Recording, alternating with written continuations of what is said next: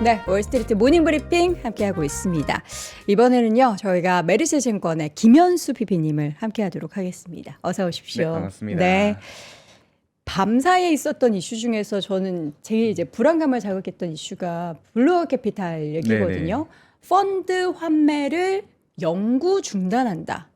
이게 그러니까 모든 펀드는 아니고 그 네네. AI 데이터 센터 이런 투자를 했었던 펀드라서 다들 시장에서는 이게 드디어 금융위기의 전조가 지금 나타나는 건가라는 말씀까지 하고 있던데 네네. 피비님께서 보시기에는 이게 확대가 될 만한 이슈인가요? 아니면은 블루아웃 캐피탈만의 문제일까요? 일단은 저는 블루아웃 캐피탈만의 문제라고 생각을 하는데 블루아웃 캐피탈이 그냥 일반적인 사모펀드는 아니고요. 사모 신용펀드라고 해서 뭐 기업들한테 약간 돈을 빌려주면서 이자로 좀 수익을 수취를 하는 그런 회사예요. 근데 이자. 네, 이자로 수익을 수취하는 회사인데 이 회사가 사실은 뭐 AI 쪽에도 투자가 많이 돼 있기는 한데 제가 알아보기로는 AI 쪽에 지금 노출된 자산의 비중이 한 10% 정도밖에 안 얼마 되더라고요. 안 되네요. 네, 그래서 뭔가 이거를 AI 뭐 최근에 일어나고 있는 이런 소프트웨어의 급락이랑 연결을 지어서 약간 공포감을 조장하기는 너무 좋은 헤드라인이기는 하지만 아직까지 뭔가 그런 이슈들이 실제로 뭔가 신용 시장을 무너뜨린다거나 네. 아니면 뭔가 크레딧 리스크로 좀 발전할 가능성은 저는 조금 낮다고 생각을 하고 그리고 무엇보다도 이렇게 좀 시장이 미리 대비를 하고 있고 좀 네. 알려져 있는 리스크는 아시겠지만 좀 이렇게 시장을 완전히 무너뜨리기는 좀 힘들다고 저는 생각을 하고 있어요. 그래서 그렇게 생각을 하기보다는 좀 더 좀 자세히 들여다 보시면서 대응을 하시는 게 좋지 않을까. 네. 우리 피비님이 너무 또 시원시원하게 답변을 해주셨습니다. 네. 사실 저는 되게 불안했거든요. 네네. 결국에는 막 금융 리스크 얘기를 사실 작년부터 계속 해왔던 터라 그리고 또 이전에 오라클 투자를 하겠다라고 했다가 안 한다라고 했던 게 그 블루아웃 캐피탈이었어가지고 네네, 맞아요. 아이고, 우리가 진짜 우려하는 그 일들이 현실화되는 건지에 대한 우려였었는데 일단 비중이 10%밖에 되지 않고 물론 네네. 이제 그것도 크다라고 볼 수 그쵸, 있겠지만 그쵸. 그리고 무엇보다 그들이 만들어내고 있는 그 상황 속에서 이게 전체적으로 확산이 될 만한 이슈보다는 일단 그 블루아웃 캐피탈만의 문제로 좀 생각해 볼 수 있고 제일 네, 중요한 맞습니다. 거는 진짜 문제는 이렇게 대놓고 수면 위로 드러나는 그쵸. 게 아니라 우리가 정말 알 수 없는, 알수 없는 곳에서 그 나오는 곳에서 거죠. 네. 나오니까 일단 그 이슈는 저희가 일단은 가지고 있어야 될 리스크이기는 네, 하지만 인지는 하고 있어야 되죠. 이거는. 너무 뭐 시장을 흔든다라고는 생각하지 않도록 하겠습니다. 맞습니다. 기술주의 감정 기복이 되게 심한 요즘입니다. 저는 네, 이제 감정 맞습니다. 기복이라는 표현을 썼는데 연초 이후에 M7 종목들의 수익률이 모두 마이너스예요. 그리고 소프트웨어 기업들은 더 많이 빠졌고요. 이 흐름을 우리 피비님은 어떻게 좀 인지를 하고 계시고 분석을 하고 계신지 궁금해요. 저도 요즘에 참 미국 종목들을 볼 때마다 그런 생각이 먼저 들어요. 네. 이 회사는 AI로 대체가 될까? 이런 생각이 먼저 드는 걸 보면 시장 참가자분들도 많이 고민이 되시고 또 많이 좀 힘든 구간을 지나고 계실 거라 생각을 하는데 네. 과거에도 이런 비슷한 사례가 완전히 똑같지는 않겠지만 그 GLP-1이라고 하는 비만 치료제가 처음 세상에 나왔을 때 네. 여러 가지 산업들에서 이제 이 산업 망하는 거 아니냐 이런 우려들이 되게 많이 나왔었어요. 네. 근데 이제 실제로는 그 수혜랑 피해가 좀 완전히 나뉘면서 좀 수혜주들은 다시 주가가 강하게 반등을 하는 모습을 보이기도 했거든요. 저도 결국에는 소프트웨어 업종들도 이렇게 좀 차별화되는 주가 모습을 보여줄 거라고 생각을 하기는 하는데 어쨌든 이거는 그 GLP-1처럼 뭔가 우리 실생활에 영향을 주는 그런 것들이 아니라 기술적인 부분들이기 때문에 그렇죠. 우리가 지금 당장 이 시점에서 예측하기가 너무너무 힘듭니다. 그래서 저는 좀 소프트웨어 업종들에서 단기적으로 이제 바닥을 잡고 이제는 좀 반등을 하지 않을까라는 기대를 하기보다는 좀 기술적인 트렌드를 보면서 어느 정도 그런 실적이나 숫자를 통해서 그 기업들이 우리는 실제로는 영향이 없습니다라는 것을 증명을 한 이후에 접근을 하는 게 좀 더 안전하지 않을까 보고 있습니다. 실적이나 숫자는 사실 당장 다음 분기부터 찍힌다라고 우리가 볼 수 없잖아요. 그건 그렇죠. 그러면 소프트웨어에 대한 기업들에 대한 관심은 많이 하락했다라고 하더라도 지금보다 뭐 향후에 언제일지 모르는 확실하게 숫자가 보이는 시점부터 투자에 적기다. 그럼 혹시 우리 피비님께서 생각하시는 이때쯤에는 그래도 가시적으로 좀 나올 수도 있습니다라고 생각하시는 예상하시는 시나리오 혹시 있으신가요? 사실 그런 시점을 알 수는 없겠지만 네. 그래도 우리가 어쨌든 AI 투자를 할 때 최상단으로 보는 게 말씀하신 M7 업종들이잖아요. 그쵸. 그런 회사들이 지금 AI 투자의 성과가 가장 먼저 드러나는 게 클라우드 매출이에요.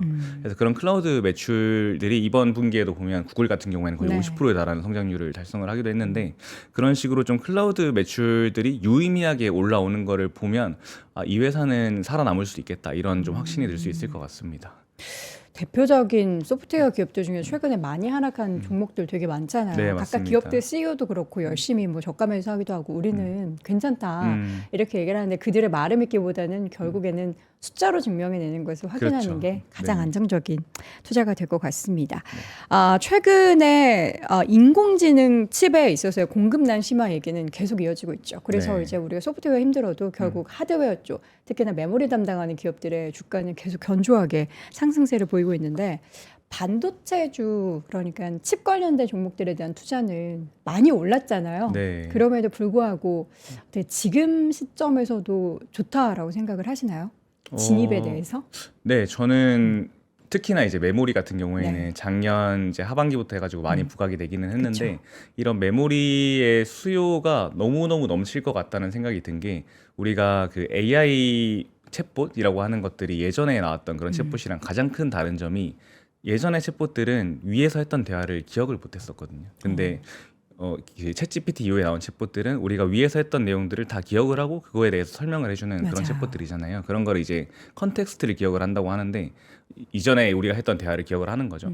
근데 최근에 빅테크 업체들이 내놓는 모델들을 보면 이제 챗봇뿐만 아니라 월드 모델이라고 해서 우리의 이 현실 세계를 복제한 모델들을 내놓고 있어요. 그래서 이 월드 모델들에서는 그 컨텍스트가 이제는 텍스트뿐만 아니라 시간과 공간 모든 데이터들이 필요하게 되거든요. 그래서 이 텍스트보다 시공간에 대한 데이터가 훨씬 더 많은 메모리를 잡아먹기 네. 때문에 이전에 우리가 봤던 그런 텍스트 때문에 늘어나는 메모리 수요보다 훨씬 더 많은 수요들이 우리 앞에 지금 남아 있다고 저는 생각을 하고 그래서 지금 메모리 시장 수요 예측 자체가 완전히 좀 잘못됐을 수도 있어요. 그것보다 훨씬 더 많은 수요가 저는 몰려들 거라 생각을 하고. 지금보다 더요? 지금 우리가 예측하는 것보다 더요? 그렇죠. 지금 예측은 아무래도 우리가 지금 보여주고 있는 것들로만 예측을 하는 거기 때문에 그거에는 미래를 전부 다 담아내기는 한계가 있다고 저는 생각을 하고. 진짜 근데 많이 필요한 것 같은 걸 제가 실생활에서도 느끼는 게 네네. 챗GPT나 제미나이 했을 때 기억을 100% 못해요. 그렇죠. 네. 그런 것들이 이제 좀 장기 기억으로 막 넘겼다가 그걸 끌어오는데 시간이 네네. 걸리고 그래서 그런 건데 그런 것들을 해결을 하려고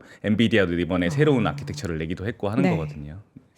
그렇다면 메모리 수요가 지금 앞으로도 얼마나 더 폭증할지 우리가 그 숫자를 명확하게 알 수는 없지만 그 기울기는 일단 상당 기간 더 꺾이지 않을 것으로 예상을 하고 네. 있다. 그리고 최근에 실제로 메모리 업체들이 증설을 되게 앞당기고 있어요. 근데 네. 사실은 메모리 업체 입장에서 증설을 그렇게 빨리 하고 싶지 않을 거거든요. 그렇죠. 지금 장기 호황을 노리고 없어서 못 싶지. 파는 그런 상황을 그리고 가격을 올려서 팔고 싶은 상황을 이어가고 맞아요. 싶으니까요. 그런데도 그렇게 증설을 앞당기는 이유는 그것보다 훨씬 더 큰 수요를 예측을 하고 있는 것 같아요. 저는 그래서 이런 호황이 좀 그래도 우리 생각보다는 조금 더 길게 이어지지 않을까 저는 생각을 하고 있습니다. 근데 신규 접근하기에는 사실 종목들 우리나라 뭐 삼성전자, SK하이닉스도 그렇고 미국의 샌디스크, 마이크론 테크놀로지도 그렇고 되게 가파르게 올랐는데 맞아요. 이럴 때 이제 만약 객장에 와서 우리 PB님 저는 메모리 하나도 못 샀는데 이럴 때는 매매를 어떻게 해야 되는 거 뭐 모아가기도 그렇고 오늘이 제일 싼 것 같기도 하고 이런 생각이 드는데 네. 어쩌죠라고 할 때 뭐라고 답을 하십니까?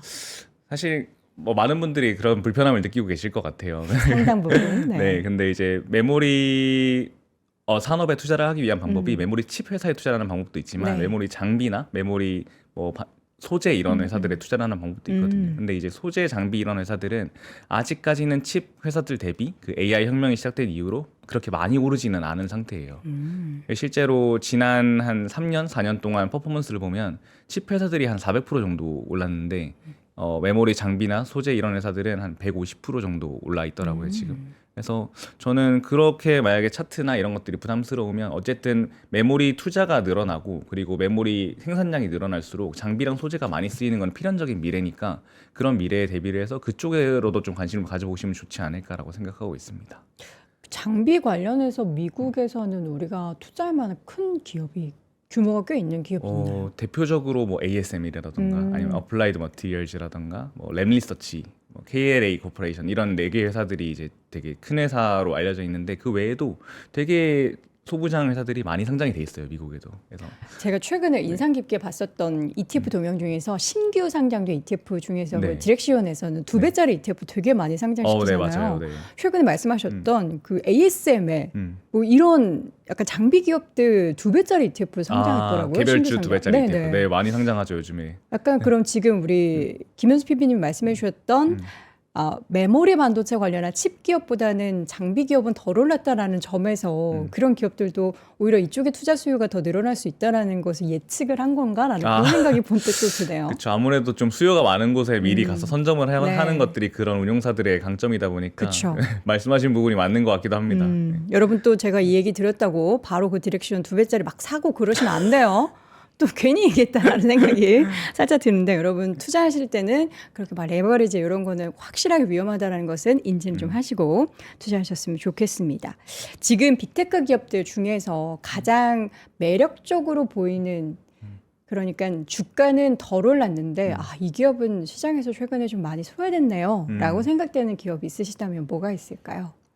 빅테크 중에서 저는 이제 뭐타 방송에서도 여러 번 얘기했지만 구글을 좀 제일 좋게 보고 있어요. 근데 구글은 네. 소외를 받았다라기보다는 최근에는 물론 실적 발표하고 나서 비용 때문에 주가가 조정을 보였지만 작년에 퍼포먼스가 너무 좋았잖아요. 그렇기는 한데 저는 구글이 소외를 받고 있다고 생각을 하는 이유가 사실은 그 M7에 묶여서 지금 주가가 지지부진하고 있지만 네. 구글이 보여주고 있는 성과들은 사실은 이렇게 주가가 움직이면 저는 안 된다고 생각을 하거든요. 이렇게 움직인다라는 거는 이렇게 빠지면 안 된다. 그렇죠. 네. 최근 실적만 봐도 아까 잠깐 말씀드렸지만 구글의 클라우드 매출 성장률이 50%까지 올라왔어요. 네. 근데 이런 것들이 사실 다른 클라우드 회사들이랑 비교를 해보면 좀 압도적인 수치이기는 하거든요. 맞아요. 네, 그래서 이런 클라우드 성장이 어떻게 보면 좀 AI가 수익화가 되는 가장 첫 번째 지점인데도 불구하고 그런 성장률이 지금 이미 지난 4분기부터 거의 50%에 달하는 수준으로 나왔다는 거는 구글이 지금 이미 AI 산업 전체를 통틀어서 봤을 때도 되게 선두를 유지하고 있는 회사인데도 불구하고 지금 멀티플이나 주가가 좀 지지부진은 한 거는 저는 아무래도 좀 최근에 소프트웨어를 팔고 또 빅테크를 팔고 이런 흐름 속에서 구글이 조금 피해를 받고 있지 않나 이런 생각을 좀 하고 있습니다. 그럼 구글이 비용을 엄청나게 지출을 작년보다 거의 2배 수준으로 네. 지출한다라는 것에서 시장은 이거 돈 벌겠어? 이거 돈 빨리 벌 수 있겠어라는 그런 의구심과 걱정을 해서 한꺼번에 이렇게 어떻게 보면 이제 시체만을 싸잡아서 이렇게 네네. 안 좋게 보는 그런 경향들이 있었는데 따로 떼놓고 봤을 때는 너무나 경쟁력이 있고 지금 거의 초격차를 벌이고 있는 그런 지위를 유지하고 있는 게 대표적인 기업이 구글이다라는 거죠. 네, 맞아요. 탑픽으로 혹시 보시는 거예요? M7 중에서도? M7 중에서는 네, 그렇게 보고 있습니다. 구글이 이번에 180빌리언 달러 정도 네. 투자를 한다고 네. 했지만 과거에 구글이 거의 20년 넘는 기간 동안 행보를 보면 되게 보수적인 그 재무 운영을 해왔던 회사예요. 근데 그 회사가 실제로 AI 사이클에서도 다른 회사들 대비로는 캐펙스를 이렇게 크게 늘리지 않았거든요. 근데 그런 회사가 180빌리언이라는 천문학적인 숫자로 캐펙스를 집행을 한다는 거는 네. 엄청난 수요에 대한 확신이 있는 거거든요. 그리고 그거를 하기 위해서 이제 원래 쓰지도 않던 그런 부채까지 땡겨와서 쓰고 있고 100년 만기 부채도 막 발행하고 했잖아요. 그런 식으로 하는 거를 보면 저는 구글 경영진들이 이 수요에 대해서 엄청난 자신감을 보여주고 있다고 생각을 하고 그런 것들은 과거 구글의 행보를 봤을 때 뭔가 블러핑이나 허풍은 아닌 것 같습니다.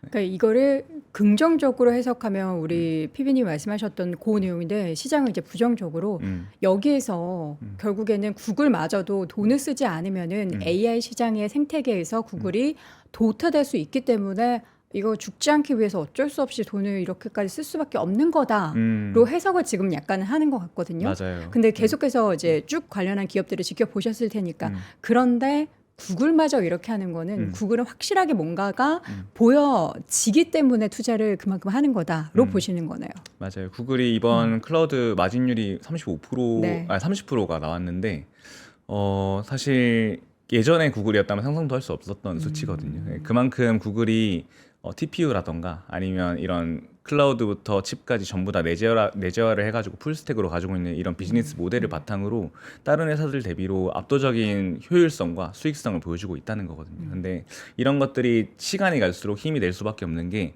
어쨌든 계속해서 돈을 쏟아 부어야 되고 빅테크 업체들은 그러다 보면 계속해서 그런 감가상각이나 고정비 부담이 늘어날 수밖에 없어요. 그래서 결국에는 나중에는 서로 제살 깎아먹기를 하면서 싸움을 하게 될 텐데 그렇게 됐을 때 조금이라도 더 오래 버티는 쪽이 이길 수 있는 힘을 가져가는 거거든요.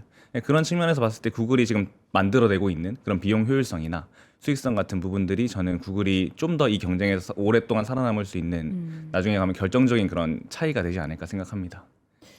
구글의 매력 못지않게 사실 우리가 AI 쪽에 있어서는 마이크로소프트도 꽤 괜찮은 기업으로 인지를 했었는데 어느 네네. 순간 작년부터 존재감이 없어졌어요. 맞아요. 네. 뭐 오늘은 뭐 마이크로소프트 이사가 뭐 자사주 5천 주를 샀다 뭐 이렇게 얘기를 하긴 하는데 마이크로소프트는 어떻게 이렇게 또 구글에 뭔가 대치할 만한 그 준비를 안 할까요?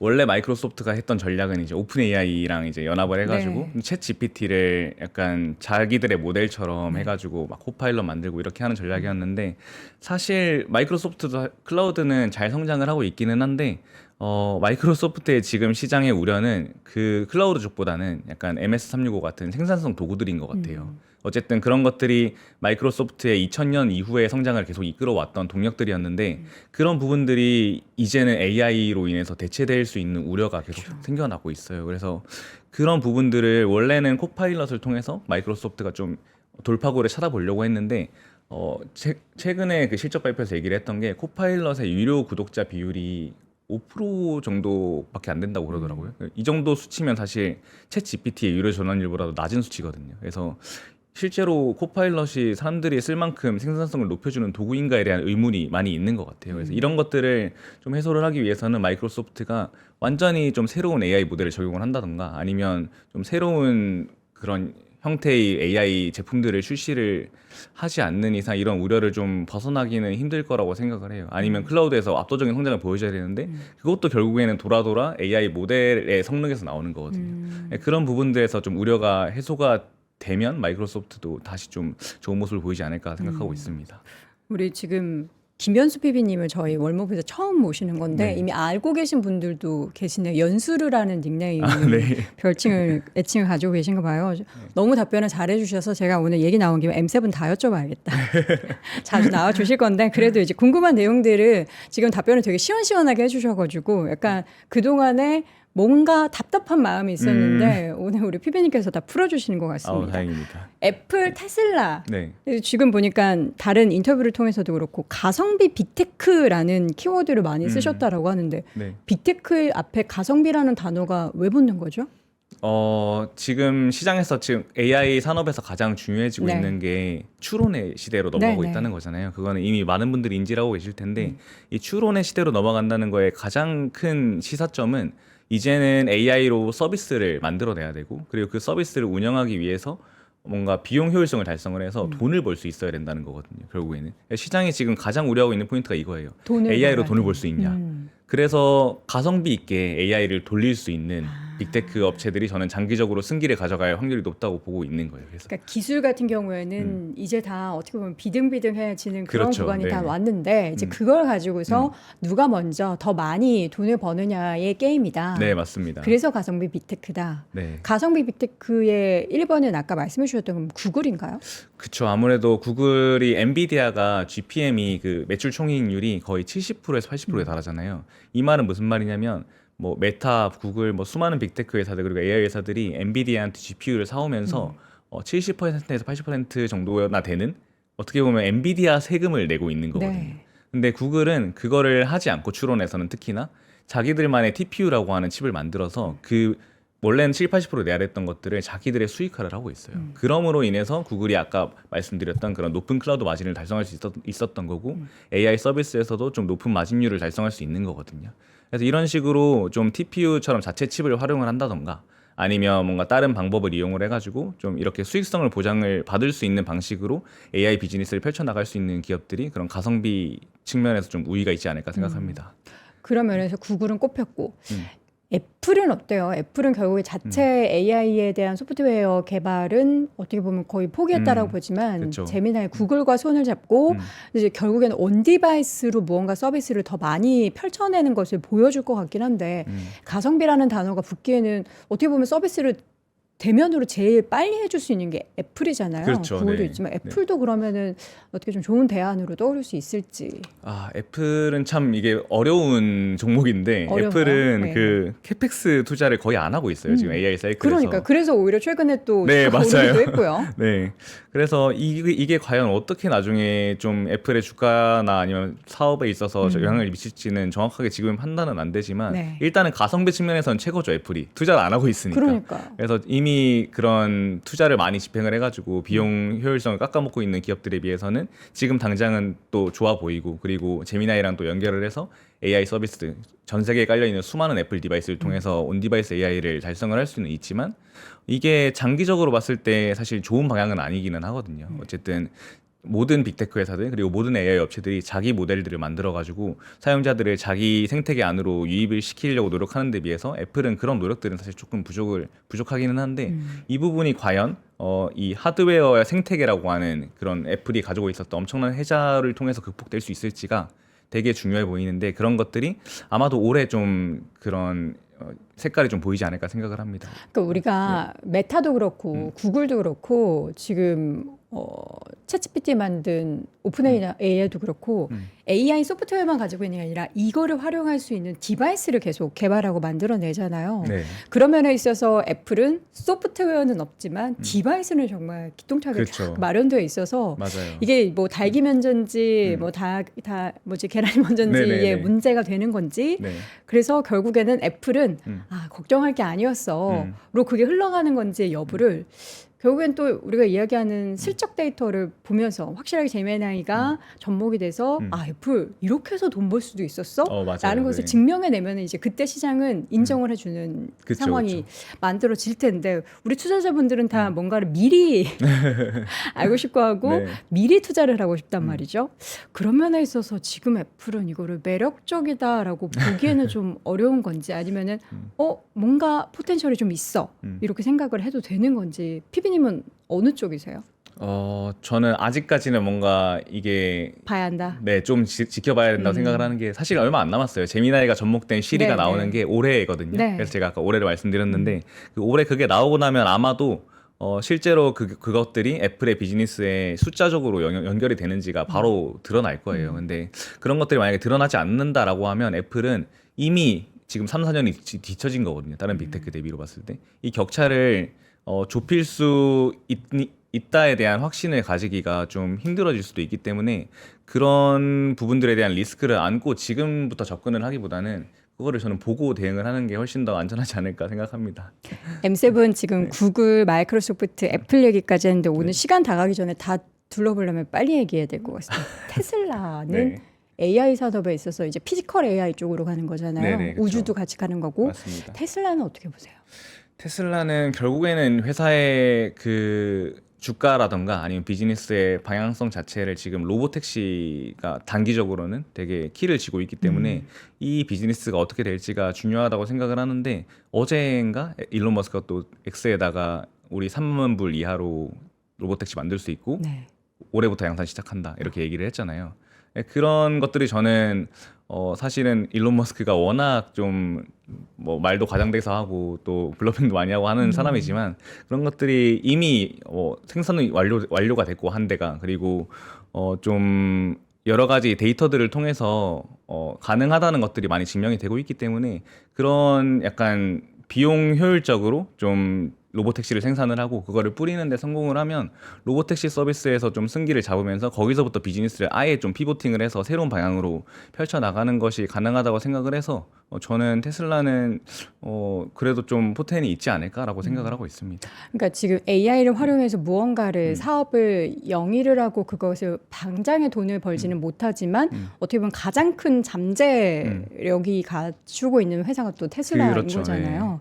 근데 이제 우리 애플도 그렇고 테슬라도 그렇고 아직까지 숫자가 안 보여서 참 아쉽긴 한데 맞아요. 이 기업들은 우리가 지켜볼 만하게 이렇게 또 주머니에 넣어두고 구글은 지금부터 이미 숫자가 나오고 있는 기업으로 오히려 지금 최근에 주가 하락 지금 300불 위에서 간당간당 하거든요. 왔다 갔다 하고 있죠. 네. 오히려 그럼 구글은 지금 시점에서는 매력적인 투자처고 테슬라와 애플 같은 경우에는 향후를 바라봤을 때는 관심 종목으로 두고 네네. 있을 만한 그런 맞습니다. 상황이다라고 저는 정리가 되는데 맞습니까? 네, 깔끔하십니다.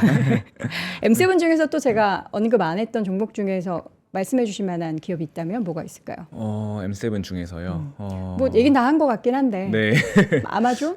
아마존. 최근에 우리나라 투자자분들이 또 아마존을 꽤 많이 사시더라고요. 아, 그런가요? 네. 그러니까 그 M7 종목은 네. 꾸준히 사는데 네네. 이게 많이 하락하면 또 그것에 대한 비중을 네. 마치 펀드 매니저 분들처럼 늘렸다 줄였다를 또 하세요. 네네네. 아마존 같은 경우에는 저는 지금 빅테크 회사들 중에서는 특히나 이 AI 비즈니스라는 측면에서 봤을 때는 조금은 열위에 있지 않나라고 생각을 하는 이유가 아마존이 사실 워낙 그 AWS라고 하는 비즈니스가 크기도 했지만 이 성장률이 다른 회사들 대비로는 좀 계속 낮게 나오고 있어요. 맞아. 이번에도 20%대 나왔죠. 네, 맞아요. 저는 그 가장 큰 원인이 아마존이 자체 모델이 부재한 것에서부터 온다고 생각을 하거든요. 이 자체 모델을 통해서 어쨌든 클라우드라고 하는 게 우리가 구글 포토에 내 사진을 올리든 뭐 애저 클라우드에 내 사진을 올리든 똑같은 거거든요. 사용자 네. 입장에서는. 근데 결국에는 원래는 클라우드의 가격 그 경쟁력을 차별화시켰던 게 가격이었는데 이제는 AI 시대로 오면서 AI 모델이 그 경쟁력이 되고 있어요. 그래서 제미나이를 쓰려면 구글 클라우드를 구독해야 되고 그리고 챗 GPT를 쓰려면 애저를 구독해야 되고 이런 것들이 B2B로는 많이 진행이 되고 있는데 아마존은 사실 그런 측면에서 봤을 때는 좀 호소할 수 있는 부분이 좀 적어요. 그러다 보니까 아무래도 아마존 이 성장률이 좀 낮게 나오는 것 같은데 이런 이런 약간 어려움들을 어떻게 돌파를 해낼 수 있을지가 아마존의 향후 주가 방향의 좀 키팩터가 될 수 있을 것 같습니다. 지금은 M7 얘기 쭉 들어보면 원래 예전에는 M7 ETF로 투자를 많이들 하셨던 분들이 계시거든요. 맞아요. 근데 그 안에서도 옥과 석을 좀 그리고 타이밍이 달라서 음. 그러니까 이 종목이 좋다라고 생각하는데 M7을 전체 사면 다른 M7 종목들 내에서의 부진 때문에 그 해당 ETF가 못 가는 주가가 상승하지 못하는 일들이 벌어질 것 같다라는 생각이 좀 드네요. 맞아요. 이제는 제가 항상 말씀드리는 게 지난 3년, 2023년부터 2025년까지가 베타에 투자하는 해였어요. 그러니까 시장 자체가 AI 때문에 다 같이 상승하는 해였다면 저는 올해부터는 그게 알파에 투자하는 해로 바뀔 것 같거든요. 그러니까 시장 안에서도 뭔가 다 같이 상승하는 게 아니라 말씀해 주신 대로 어떤 종목은 상승하고 어떤 종목은 하락하고 이런 차별화된 흐름이 엄청 심해질 것 같고 네. 그 계기가 되는 게 바로 아까 말씀드렸던 그 추론의 시대로 우리가 들어왔다는 네. 것 때문일 것 같아요.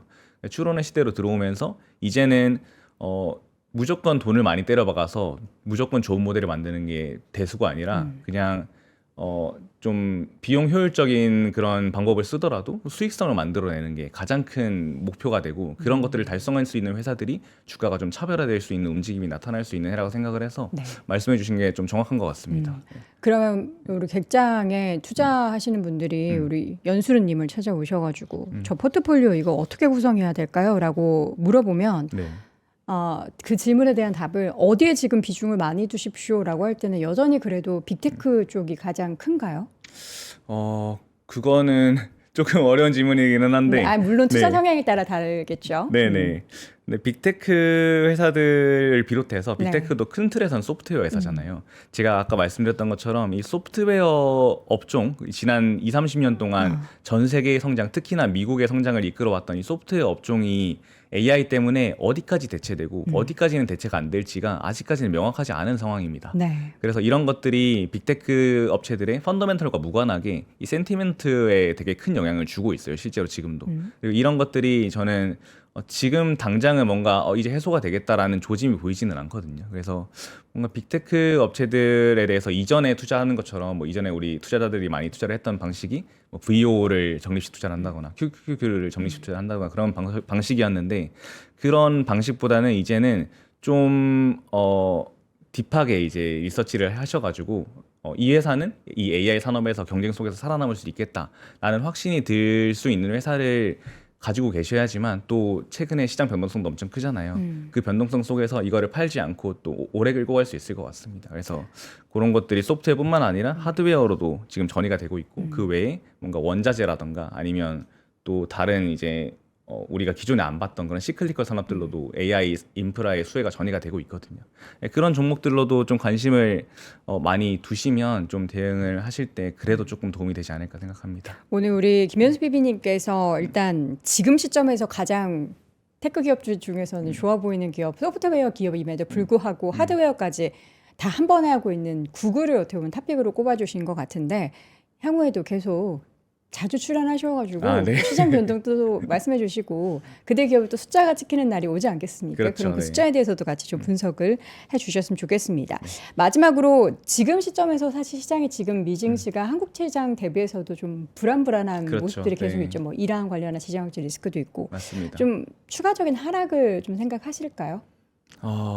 추가적으로 막 작년처럼 급락장이 온다기보다는 저는 계속해서 좀 변동성 장세가 이어질 것 같아요. 뭔가 박스권이라고 많이들 네네. 얘기를 하시는데 그 변동성 장세가 나오는 이유는 어쨌든 올해 중간 선거 해기도 하고 그쵸. 중간 선거에 되게 변동성이 크거든요. 왜냐면 정책적으로 이제 왔다 갔다 하는 게 네, 많기 네. 때문에 거기다가 뭔가 미국장에서 원래 시장 자체를 주도하던 그런 소프트웨어 업종들이 되게 우려들을 많이 받고 있잖아요. 네. 이런 것들이 어떻게 해소되는지 혹은 이제 어떻게 다시 우려가 형성되는지에 따라서 왔다 갔다 되게 많이 할 것 같아서 이 가운데서 좀 중심을 잘 잡을 수 있어야 되는 게 올해 좀 가장 키포인트라고 생각을 하거든요. 그래서 중심을 잡으려면 결국에는 또 공부가 필요합니다. 그렇죠. 그래서 공부를 좀 많이 된 종목들을 바탕으로 그런 것들을 좀 오래 끌고 가실 수 있는 정도의 그런 리서치를 하면서 좀 대응을 하시면 좀 올해는 좋지 않을까 생각합니다. 우리 월모 시청자분들이 제일 싫어하시는 게 아마 공부일 건데 네. 우리 김현수 PB님께서 열심히 하시니까 네, 제가 자주 공부 열심히 나오셔서 해서. 네. 말씀해 주셨으면 좋겠습니다. 우리 알겠습니다. 이다솔 지점장님도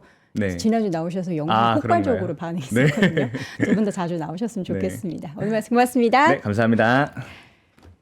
자, 이렇게 해서 오늘도 월스트리트 모닝 브리핑 함께 하셨습니다. 여러분 지금 앙트레프러너십 컬리지 2기 얼리버드 모집 중인 거 알고 계시죠? 이번 연사 라인업도 워낙에 지금 특별하다 보니까 사업을 운영 중인 대표님들 뿐만 아니라 평소에 나도 관련한 이분들이 하고 있는 뭐 관련한 산업에 대해서 좀 영위해보고 싶었다, 운영을 한번 해보고 싶고 도전해보고 싶었다는 분들의 참여가 많아지고 있습니다.